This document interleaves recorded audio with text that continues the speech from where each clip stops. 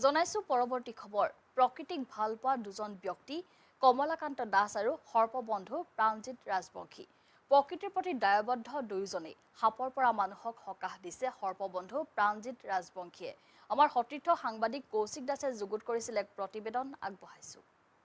হয় নমস্কাৰ এনি ভাৰত 24 চাই থকা প্ৰতিজন দৰ্শক মই স্বাগতম জনাইছো হয় গছ থাকিলে মানুহ থাকিব আৰু মানুহ থাকিলেহে গছ থাকিব মই ক'বলৈ ওলাইছো এজন প্ৰকৃতি প্ৰেমী তেওঁ 1971 চনৰ পৰা আসলতে প্ৰকৃতিক তেওঁৰ জীৱনটো অৰ্পণ কৰি আহিছে হেজাৰৰো অধিক তেওঁ বৃক্ষৰোপণ কৰিছে আৰু এজন মোৰ লগত ব্যক্তি আছে তেওঁ হৈছে সৰ্পবন্ধু প্ৰাণজিৎ ৰাজবংশী দুইজনৰ লগতে কথা পাতিবলৈ চেষ্টা কৰিম যেহেতু কমলাকান্ত দাস তেওঁ আসলতে ভাৰতীয় মৰাপাট নিগমত তেওঁ কৰ্মৰত আছিল তেওঁ অৱসৰপ্ৰাপ্ত আৰু যেহেতু তেওঁ বিভিন্ন ঠাইত আসলতে বৃক্ষৰোপণ কৰিছে মই তেওঁৰ পৰা দুই এটা মন্তব্য মই ল'বলৈ চেষ্টা কৰিম কি ক'ব আপোনাৰ জীৱনটো আধা সময় আপুনি প্ৰকৃতিক অৰ্পণ কৰিছে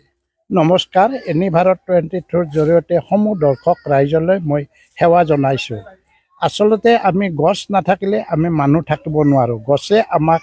খাদ্য বস্তুৰ পৰা আৰম্ভ কৰি বাসস্থানলৈ সকলো আমাৰ আচবাবপত্ৰৰ পৰা সকলো বস্তু গছে যোগান ধৰে গছৰ পৰাই আমি পাওঁ গছৰ পৰা আমি শুদ্ধ বায়ু পাওঁ দূষিত বায়ুখিনি গছে শোধন কৰি শুদ্ধ ৰূপত আমাক দিয়ে গতিকে আমি সকলোৱে গছ ৰুব লাগে মই 1972-71 চনৰ পৰাই গছ ৰুই আহিছোঁ আৰু গছক ৰুয়ে মোৰ দায়িত্ব সমৰ্পণ কৰা নাই গছডাল প্ৰতিপালন কৰি তাক বৃক্ষত পৰিণত নহয় পৰ্যন্ত আমি যত্ন লৈছোঁ আজি আমি বহুতে জন্মদিনত এডাল গছ ৰুৱে বা কিবা এটা উৎসৱত গছ ৰুৱে গছডাল ৰুই উঠি তাৰ কোনো যত্ন নলয় ফিৰকা দিনা পাহৰি যায় সেইটো নহয় গছডাল ৰুলে অন্তত সি বৃক্ষত পৰিণত নহয় মানে 5 বছৰমান তাক নিয়মিতভাৱে যত্ন ল'ব লাগে যত্ন ল'লেহে গছডাল বৃক্ষত পৰিণত হ'ব আৰু গছডাল বৃক্ষৰ গছে কাকো হিংসা নকৰে গছডাল যদি কোনোবাই কাটেও কাটা মানুহজনকো গছে হিংসা নকৰে গছে চবকে সমানে অক্সিজেন দিয়ে চবকে সমানে বস্তু দিয়ে কাকো মানে হীন পৰ নাভাবে গতিকে আমি সকলোৱে মিলি গছক ৰক্ষা কৰিব লাগে গছক প্ৰাণ দিব লাগে গছৰ যত্ন ল'ব লাগে গছে কৰে প্ৰদূষিত বায়ু শোধন আহক আমি সকলোৱে কৰোঁ গছক প্ৰতিপালন হয় যেহেতু দেখা পোৱা গৈছে আপোনাৰ আশে-পাশে ডাঙৰ ডাঙৰ গছ আছে ইয়াত কিমান বছৰ হ'ল এইবোৰ গছ এইবোৰ ৰুব ধৰক বহুত গছে মোৰ 50 বছৰৰ পৰা ধৰক আৰম্ভ কৰি মোৰ পিছফালে বেচাৰলৈ 37 বছৰমান হৈছে মই ৰুইছিলোঁ সেইডাল আৰু ৰুই তাক প্ৰতিপালন কৰি সুন্দৰ কৰিছোঁ আজি মোৰ ভাল লাগিছে তাত বহুতো শিশু আহি জিৰণি লৈ আছে সেই দৃশ্যটো দেখি মোৰ নিজৰে নথৈ আনন্দিত লাগিছে যদি আপুনি জীৱনত আনন্দ পাব খোজে তেতিয়াহ'লে গছ ৰুৱক আৰু গছক যত্ন লওক আৰু দেখিব গছডালৰ পৰা আপোনাৰ বহুতো আনন্দ দিব সদায় আনন্দময় হৈ থাকিব হয় গছ এডাল ৰুই চাওক আৰু গছডাল ডাঙৰ হোৱাৰ পিছত আপোনাৰ কেনেকুৱা আনন্দ লাগিব আপুনি নিজেই গম পাব আৰু এজন প্ৰকৃতিৰ লগত জড়িত ব্যক্তি আছে সৰ্পবন্ধু প্ৰাণজিৎ ৰাজবংশী কি ক'ব কেনেকুৱা অনুভৱ আৰু যিহেতু আমি দুমাহমান আগত দেখা পোৱা গৈছিলে যে সূৰ্য দেৱতাই ৰুদ্ৰ ৰূপ ধাৰণ কৰিছিলে খাও ৰূপত ওলাই কি কাৰণটো কি বুলি ভাবে হয় প্ৰথমতে এনি ভাৰত 24 কৈ সমগ্ৰ দৰ্শককে ধন্যবাদ জনাইছোঁ যেহেতু আপোনালোকে প্ৰকৃতিমূলক কামবোৰত সদায় আমাক সহযোগ কৰি আহিছে তো এয়া আমাৰ খুব ভাল বিষয় আৰু প্ৰথমতে যিহেতু চাওক সেউজী ধৰণী ধুনীয়া এই শব্দটো আমাৰ শুনিবলৈ ভাল লাগে কিন্তু কৰিলে আৰু বেছি ভাল লাগে যিহেতু আমাৰ বৃক্ষ ৰোপণৰ ক্ষেত্ৰত তো আমি কাম কৰি আছোঁ চৰকাৰে আমাক বহুত বিভিন্ন ক্ষেত্ৰত আমাক সহায় সহযোগিতা কৰি আহি আছে কিন্তু তাৰ ক্ষেত্ৰত আমাৰ দেখা পোৱা গৈ আছে যে বিভিন্ন কল উদ্যোগ নিৰ্মাণৰ ক্ষেত্ৰত গছ কাটি তহিলং কৰিছে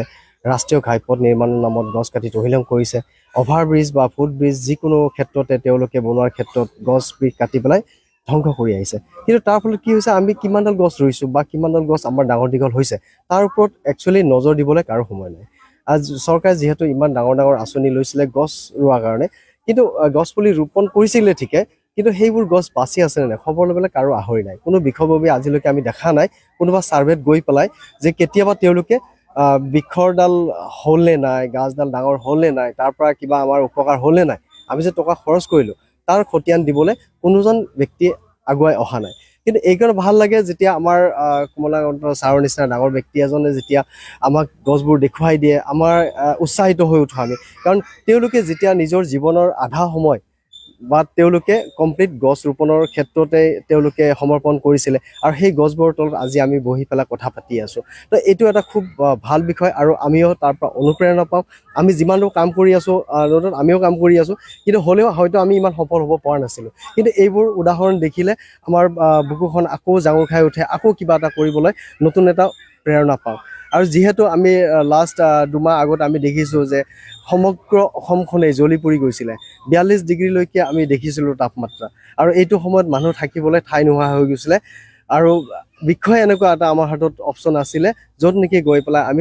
আমি জোৰ পেলাব পাৰিছিলোঁ। কিন্তু যেতিয়া আমাৰ বৃক্ষই নাথাকিব তেতিয়াহ'লে আমি থাকিম ক'ত? আমাৰ থাকিবলৈ নিৰ্দিষ্ট, যেনেকুৱা আমাৰ ঘৰ এখনত যদি মা দেউতা নাথাকে তেতিয়াহ'লে আমাৰ মূৰৰ পৰা ছাঁটো নাইকিয়া হৈ যায়, এডাল বৃক্ষ নোহোৱা হৈ যায়। আৰু তেনেকুৱা ক্ষেত্ৰত এডাল বৃক্ষ যেতিয়া আমাৰ সন্মুখত নাথাকে, আমাৰ মূৰৰ ওপৰত নাথাকে, চালি হৈ থিয় নিদিয়ে, তেতিয়াহ'লে আমিও তাত থাকিবলৈ তেনেকুৱা ধৰণৰ কোনো এটা অপশ্যন বিচাৰি নাপাওঁ। আমাক যেন নিথৰা যেন লাগে। গতিকে মই প্ৰতিটো দৰ্শকে আপোনালোকৰ থ্ৰুত এটা কথাই জনাব বিচাৰিম যে চাওক, প্ৰতিটো ক্ষেত্ৰত আমি বিভিন্ন ধৰণৰ কাম কাজ হাতত লৈ থাকোঁ, আমি বিভিন্ন ধৰণৰ তেনেকুৱা উৎসৱ পাৰ্বণ আমি কৰি থাকোঁ, কিন্তু তেনেকুৱা ক্ষেত্ৰত আমি প্ৰতিটো ক্ষেত্ৰতে আগুৱাই যাব লাগে। আৰু এডাল গছ বছৰত, যিকোনো ব্যক্তি এজনে বছৰত এডাল গছ ৰোপণ কৰিব লাগে। আৰু সেই গছডাল যেতিয়ালৈকে ডাঙৰ দীঘল হৈ নুঠে, সেইডাল নিজৰ ল'ৰা সন্তানৰ নিচিনাকৈ তাক পোহপাল দিব লাগে। আৰু যিদিনাখনে তেওঁ ঠন ধৰি উঠিব,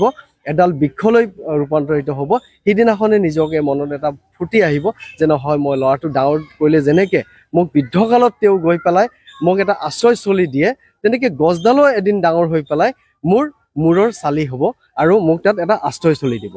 মই দুইজনকে ধন্যবাদ জ্ঞাপন কৰিছোঁ। আচলতে দেখা পোৱা গৈছিলে 2 মাহমান আগত, 1.5-2 মাহমান আগত, যিহেতু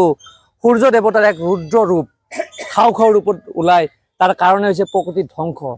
আৰু এটা ভাল কথা তেওঁলোকে কৈছে, কাৰণ এজন মানুহে বছৰত এডাল বৃক্ষৰোপণ কৰিব লাগে, এডাল গছ ৰোপণ কৰিব লাগে, কাৰণ সেই গছডাল যেতিয়ালৈকে ডাঙৰ দীঘল নহয় তাৰ সম্পূৰ্ণ যত্ন ল'ব লাগে। কাৰণ প্ৰকৃতি থাকিলেহে মানুহ থাকিব, আৰু মানুহ থাকিলেহে প্ৰকৃতি থাকিব। হয়, মোৰ কেমেৰা সহযোগী